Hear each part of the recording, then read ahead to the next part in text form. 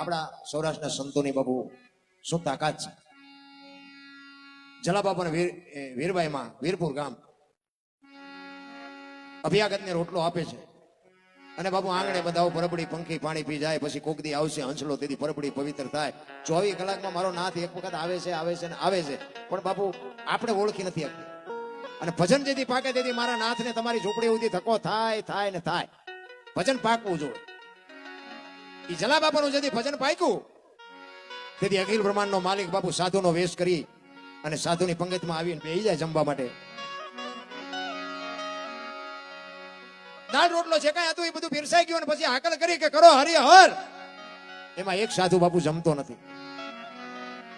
જલાબાપા અહીંયા પાસે જઈને કીધું બાપુ હરિહર કરો. એટલે બાપુએ કીધું ભાઈ હરિહર કરું, પણ જો તું કંઈક મને દક્ષિણામાં આપવાનો હોય તો હું હરિહર કરું. એ કે બાપુ મને જે મળશે હું આપીશ. કે 2 રૂપિયા 5 રૂપિયા વાળો બાવો હું નથી. જલાબાપાને એમ થયું તો આમને શું જોતું હશે. એ કે બાપુ આશ્રમની અંદર હોય ને એ માગજો, બહારથી માગો તો હું ન આપી શકું. તો કે આશ્રમમાં જ છે. કે બાપુ તો જમી લ્યો, મળી જશે. એ કે વચન આપ કે બાપુ આ કચ્છ કાઠિયાવાડ સૌરાષ્ટ્રની ધરતી છે, વચન માંગવાના ન હોય. તમે એમ જો જલિયાણ તારું માથું જોઈ અને જો બીજી મિનિટ થાય તો મારી માનું ધાવણ લાજે. બાપુ વચન ન હોય, જમી લ્યો, મળી જશે. જેમાં અને સાધુ સંતની બાપુ ભેટ પૂજાની લાઈન થઈ ને એટલે ઈ સાધુ આવ્યો ને જલાબાપા બે હાથ જોડીને કહે છે બોલો બાપુ શું જોઈ છે. અખિલ બ્રહ્માંડનો માલિક બાપુ ધ્રુજવા મળ્યો. એને એમ થયું બૈરું માગવું, પણ કેવી રીતે માગવું. આ કોઈ નાની વાત છે રામ. તમારી મારી બાપુ હેસિયત નથી. અખિલ બ્રહ્માંડનો માલિક બાપુ તમામ શક્તિ ભેગી કરીને એટલું માંડ બોલી ગયો. એ કે મારું શરીર વ્રત થઈ ગયું છે, મને બાવડું પકડે એવું કોઈ નથી, રોટલો કરી દેવું કોઈ નથી, જો દઈએ તો તારું બૈરું મને આવે.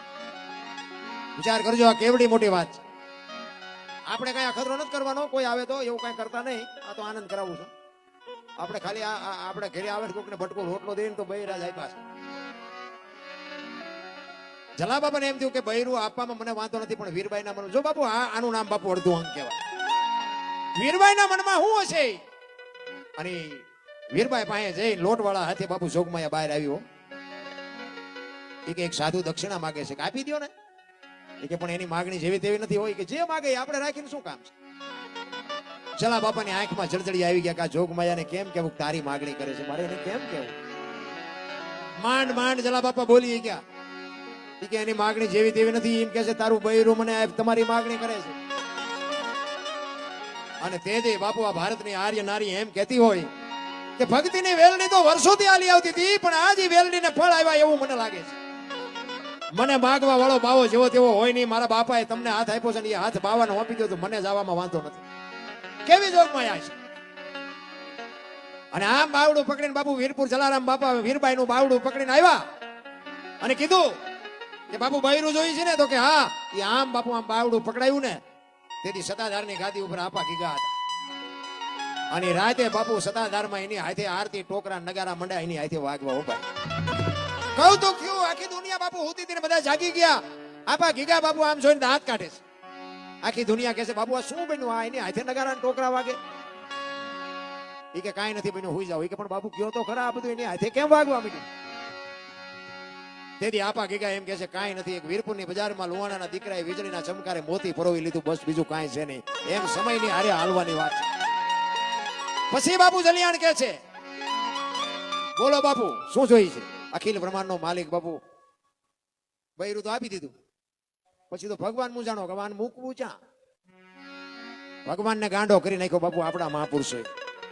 એ વગડામાં ગયા ને, વડલો હતો ને, વડલાના સાંયે માને બે હાર્યા અને જોડી અને ઝંડો બે આપ્યા.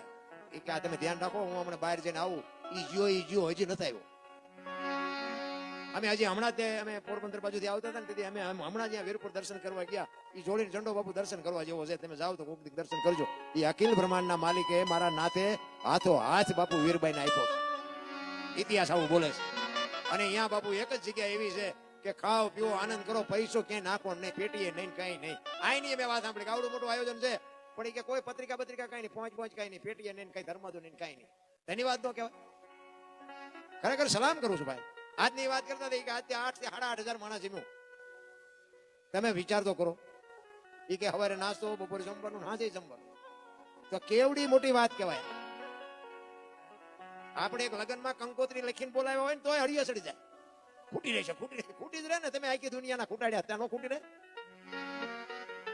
મારો નાથ જેથી ભળે ને તેથી 8,000 નહીં પણ 80,000 હોય ને તોય બાપુ એમાં ખીલી ખટકો ન થાય. બાપુ એ મારા નાથની કૃપા છે અને એનું નામ જ બાપુ સમય. આ સમય જ કરાવે. આ પરવીણભાઈ પાસે રૂપિયા છે, આખી દુનિયા પાસે નથી રૂપિયા.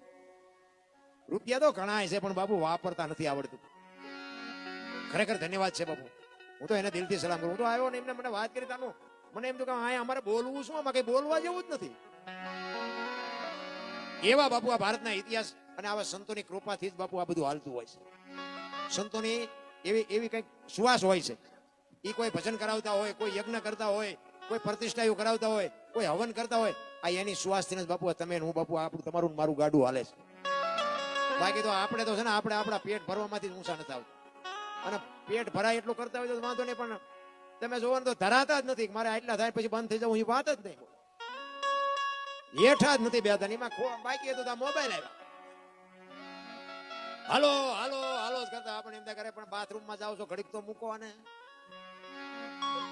આપણે એમ કે હલો ચાસો કે મુંબઈ શું વંડી આડા ઉભા હોય. બોલો નકરું જૂઠું જૂઠું જૂઠું. પછી કે હું નડતું છે, પછી દાણા ચોર આવ્યા જડે. અમારે તમારે ત્યાં કેમ હોય, અમારે ત્યાં બાપુ દાણા જોવાનું જેટલું બધું હાલે. ત્યાં લેન લાગી છે.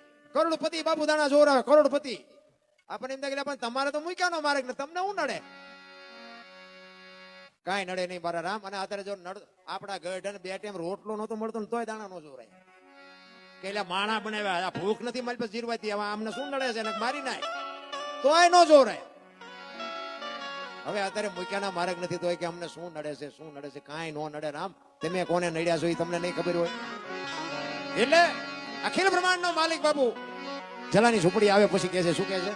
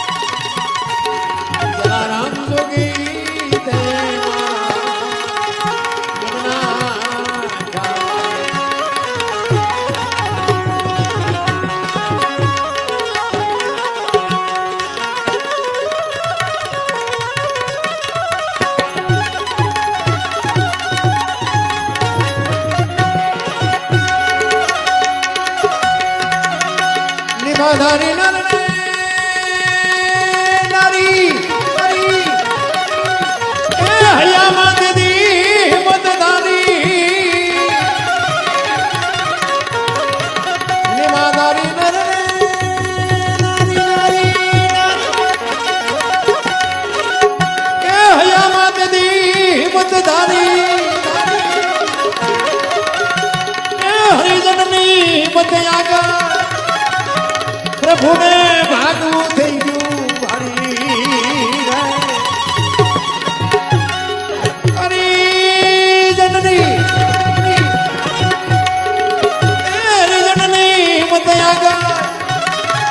પ્રભુને ભાગવું થઈ ગયું મારી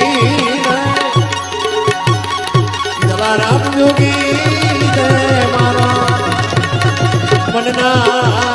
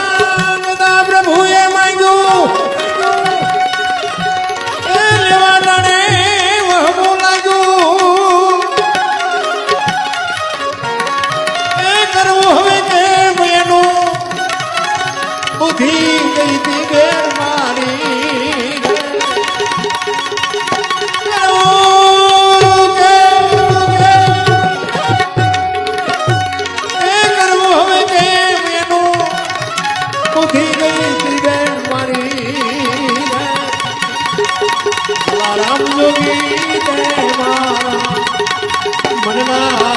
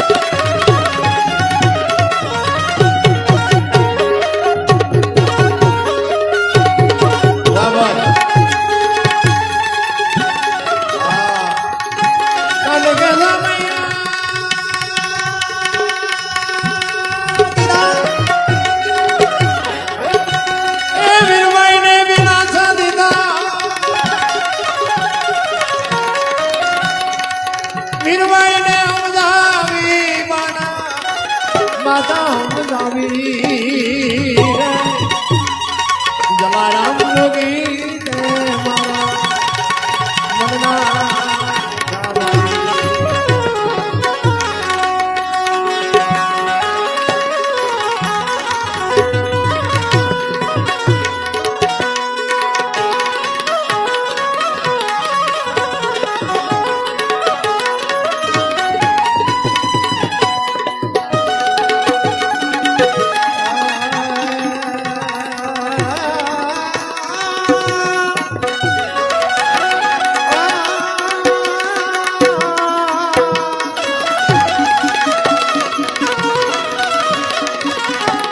राम किसी को मारे